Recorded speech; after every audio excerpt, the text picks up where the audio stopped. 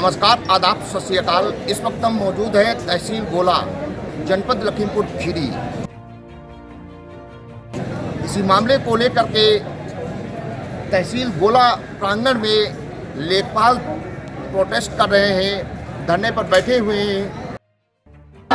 लेखपाल संघ जिंदाबाद जिंदाबाद, लेखपाल संघ जिंदाबाद जिंदाबाद,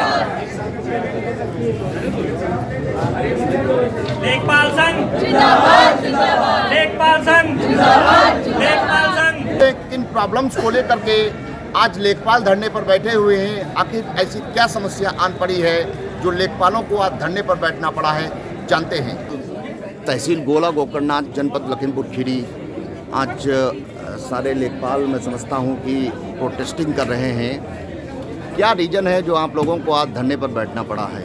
रीज़न ये है कि हमारा जो पहले से बहिष्कार जो हुआ था 2017 में, उसमें शासन द्वारा जो है हमारा कार्यवृत्त जारी किया गया था, लेकिन आज तक उन मांगों पे कोई सकारात्मक कार्य नहीं किया गया है। ना उसके संबंध में कोई शासनादेश जारी किया गया है, ना उस पर कोई सकारात्मक वार्ता की गई।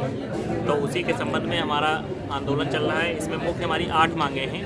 पहली मांग यही है कि हम लोग जो हमारा मूल वेतन है वो जो ग्रेड पे है वो 2000 ग्रेड पे है, उसको हम लोग चाहते हैं कि हमारा ग्रेड पे जिस हिसाब से हमारा काम है उस हिसाब से 2800 ग्रेड पे होना चाहिए जी।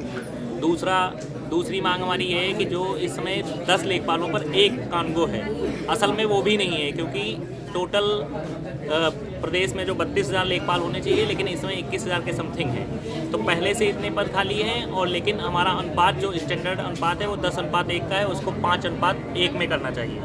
तीसरा, जो आज भी 1947 से जब से हमारा देश आज़ाद हुआ है तब से अभी तक 100 रुपये महीने का हमें यात्रा भत्ता मिलता है, जिससे हम पेट्रोल खर्च करते हैं। 100 रुपये महीने का बहुत सोचनीय विषय है। अगर तो हम महीने भर में 100 रुपये का पेट्रोल खर्च कर रहे हैं तो हो सकता है क्षेत्र के अंदर ही एक स्कूल से दूसरे स्कूल नहीं जा पा रहे हैं। तो उसके लिए हम लोग यही चाहते हैं कि कम से कम मिनिमम 150 रुपये पर डे के हिसाब से हमें पेट्रोल भत्ता दिया जाए, जिससे हम लोग बाइक से तहसील या अपने क्षेत्रों में काम कर सकें। दूसरा, हमारा पदनाम बदलने के लिए, पदनाम हमारा इसमें लेखपाल है, पूरे देश में लेखपाल नाम का कोई भी पद नहीं है। तो इससे जो भी हमारा वेतन आयोग का गठन होता है या पेंशन के बारे में बात होती है, तो वहाँ पे केंद्र सरकार में कोई लेखपाल के नाम से कोई पद नहीं है। इसलिए हम यही चाहते हैं, जो अन्य राज्यों में जैसे आंध्र प्रदेश, कर्नाटका वगैरह में है, तो रेवेन्यू इंस्पेक्टर हमारा सुपरवाइजर होता है, तो हम उसके सबऑर्डिनेट हैं, तो रेवेन्यू सब इंस्पेक्टर राजस्व उपनिरीक्षक पद हो। जो सातवां मांग ये है कि हमारी बहुत सारी बहनें भाई हैं जो दूर दराज से यहाँ नौकरी कर रहे हैं। इतना छोटा अल्प वेतनभोगी कर्मचारी होने के बावजूद हम अपने गृह जनपद में काम नहीं कर रहे हैं। तो हम उसके लिए इस बार माननीय मुख्यमंत्री जी द्वारा पोर्टल खोला भी गया कि ऑनलाइन ट्रांसफ़र के लिए, लेकिन अभी तक उस पर कोई कार्रवाई नहीं हुई, जबकि 7 महीने व्यतीत हो चुके हैं।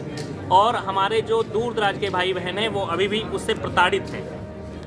7वीं हमारी मांग जो है पेंशन विसंगति की है। जैसे 2005 तक हमारी ओल्ड पेंशन स्कीम के अंतर्गत सारे कर्मचारियों को आच्छादित किया गया था, लेकिन उसी में कुछ कर्मचारी जैसे 1993 में सिलेक्शन हुआ, 2004 में सिलेक्शन हुआ, लेकिन कोर्ट में रिट वगैरह की वजह से उनको यहाँ पे ज्वाइनिंग बाद में 2007 में हुई, लेकिन उनका मेन विज्ञप्ति उनकी जो है 1993 में निकली थी, लेकिन आज उनको NPS के तहत आच्छादित किया जा रहा है, तो पेंशन विसंगति है।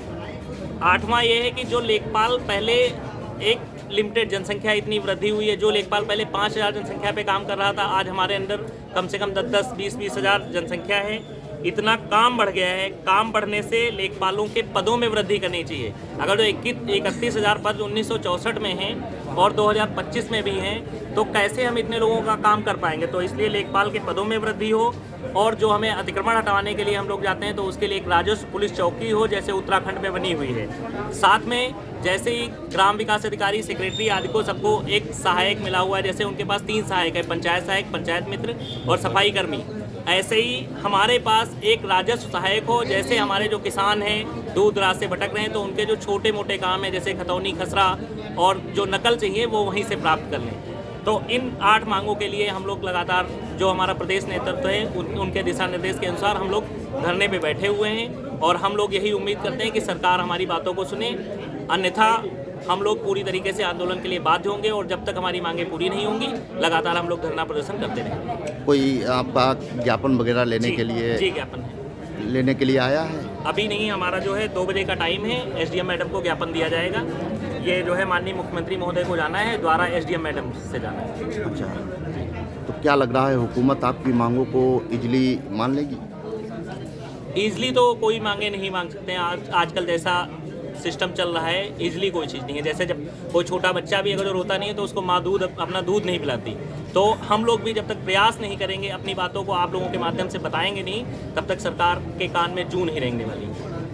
तो क्या अग्रिम स्ट्रेटेजी क्या है? अग्रिम स्ट्रेटजी जो हमारा प्रदेश अध्यक्ष है, जैसे मेरे पास खुद इस समय 3 क्षेत्र में काम कर रहा हूँ, 1 बाकेगंज क्षेत्र में, 2 बिजुआ क्षेत्र में। तो हम लोग पहला, इसके बाद चरणबद्ध आंदोलन रहेगा कि आज हम धरना प्रदर्शन कर रहे हैं, फिर उसके बाद जो अतिरिक्त क्षेत्र हैं उनको छोड़ देंगे, उनका पूरी तरीके से काम नहीं करेंगे। 1 क्षेत्र 1 वेतन वो करेंगे। उसके बाद भी नहीं होता तो उसके बाद हम लोग जो जनप्रतिनिधि हैं उनके वहाँ उनका घेराव करेंगे। उसके बाद अंतिम हमारा चरण विधानसभा का घेराव भी करना है।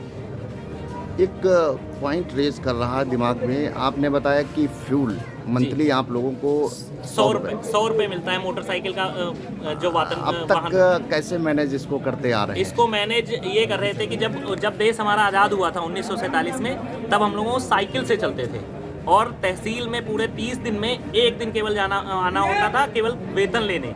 जो नगद वेतन मिलता था 30वें दिन आते थे, कागज़ लेते थे और चले जाते थे। आज हम लोगों को पता नहीं कि इसी पल हम क्षेत्र जाएँ, अभी फ़ोन आ जाए एसडीएम मैडम का कि अभी आना है तुरंत, तो हो सकता है मोटरसाइकिल से 200-300 रुपये, लगभग 1 महीने में हमारे 4 लेखपाल घायल हो गए हैं, सिर्फ इसी प्रताड़ना के कारण कि अभी गए, अभी कहीं पराली जल रही, कहीं कुछ जल रही। तो इससे हम लोग काफ़ी परेशान हैं। और 100 रुपये में आप लोग सब लोग सोच सकते हैं, अगर जो हम लोग अपने वेतन का, अगर जो मुझे 35,000 रुपये मिल रहे हैं, अगर जो 200 रुपये में खर्च कर रहा हूँ तो 6,000 रुपये केवल नौकरी के लिए खर्च कर रहा हूँ। प्लस में जो हमें स्टेशनरी भत्ता मिलता है वो 100 रुपये पूरे महीने का मिलता है। और डेली कितनी फ़ोटो कॉपीज होती हैं, कितना हम लोग फ़ोन का यूज़ करते हैं। जो शासन द्वारा फ़ोन मिला है वो बिल्कुल यूज़फुल नहीं है, उसमें व्हाट्सअप तक भी नहीं चलता है। लेकिन लगातार ऑनलाइन मीटिंग होती है, कार्य बदल गया है, लेकिन प्रकृति हमारी 1947 की ही है कि 100 रुपये में मोटरसाइकिल चलाएं, 100 रुपये में स्टेशनरी भत्ता चलाएं।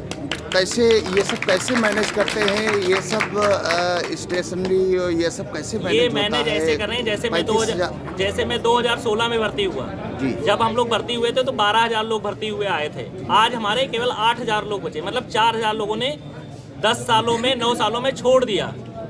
तो सबको लग रहा है कि 4,000 लोगों ने छोड़ दिया, उसके बाद 2024 में पुनः 8,000 की भर्ती हुई, फिर उसमें 2,500 छोड़ के चले गए।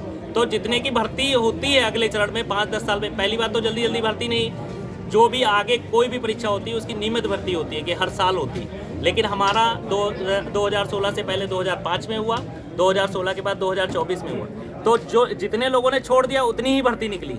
तो इससे आप अंदाज़ा लगा सकते हैं कि कितना हमारा जो संवर्ग है कितने परेशान है, इसलिए नौकरी छोड़ के जा रहे हैं। मैनेज इसलिए कर रहे हैं कि लोग इतना बेरोजगारी से प्रताड़ित हैं, इतनी व्यवस्था है, हम लोग बहुत ग्रामीण क्षेत्रों से आए हैं, हम लोगों की आर्थिक स्थिति बहुत निम्न होगी, इसलिए और कोई सहारा नहीं है, तो बस मैनेज ही कर रहे हैं लगातार।